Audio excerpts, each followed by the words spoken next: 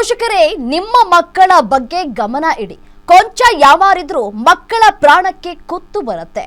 High tension ತಂತಿ ತಗುಲಿ ಆಸ್ಪತ್ರೆ ಪಾಲಾದ ಬಾಲಕರು.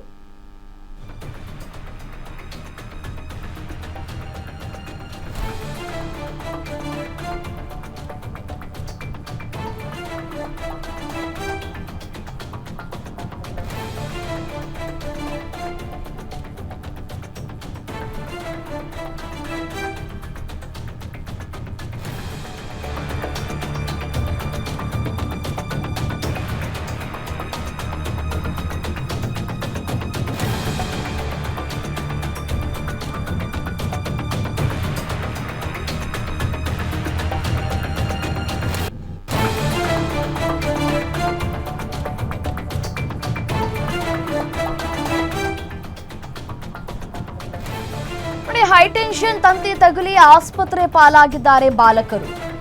ಟೆರೆಸ್ ಮೇಲೆ ಗಾಳಿಪಟ ಹಾರಿಸುವಾಗ ತಗುಲಿರುವಂತಹ ಹೈಟೆನ್ಷನ್ ವೈರ್ ಇಬ್ಬರು ಬಾಲಕರ ಎದೆ, ಹೊಟ್ಟೆ, ಕಾಲುಗಳಿಗೆ ಸುಟ್ಟ ಗಾಯಗಳಾಗಿವೆ.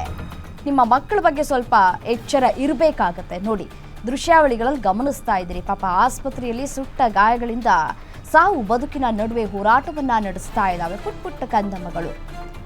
ಹೈಟೆನ್ಷನ್ ವೈರ್ ತಗುಲಿ ಇಬ್ಬರು ಬಾಲಕರ ಎದೆ ಮತ್ತೆ ಹೊಟ್ಟೆ, ಕಾಲುಗಳಿಗೆ ಸುಟ್ಟ ಗಾಯಗಳಾಗಿದೆ. 8 ಮತ್ತು 9 ವರ್ಷದ ಇಬ್ಬರು ಬಾಲಕರಿಗೆ ಗಾಯ ಆಗಿರುವಂಥದ್ದು. ವಿಕ್ಟೋರಿಯಾ ಆಸ್ಪತ್ರೆಯ ಸುಟ್ಟ ಗಾಯ ವಿಭಾಗದಲ್ಲಿ ಮಕ್ಕಳಿಗೆ ಚಿಕಿತ್ಸೆಯನ್ನು ನೀಡಲಾಗ್ತಾ ಇದೆ. ಸದ್ಯ ಓರ್ವ ಬಾಲಕನ ಆರೋಗ್ಯದಲ್ಲಿ ಚೇತರಿಕೆ ಕಾಣಿಸ್ತಾ ಇದೆ.